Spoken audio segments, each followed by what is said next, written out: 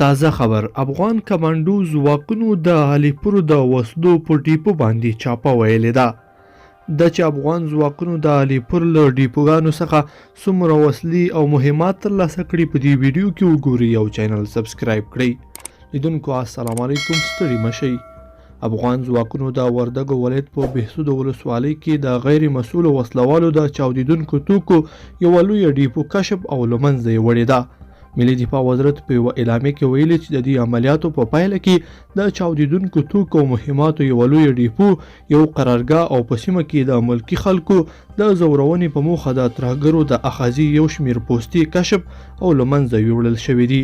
افغان ځواکونو له تیرو 2 ورځو راپدې خوا د وردګو ولایت په بهسود ولسوالۍ کې د غیر مسؤلو وسلوالو د قومندان دعلیپور پر ضد عملیات پیل کړي دي. لیدونکو په دې هیله چې دا مطلب به مو تر پایه لیدلی وي.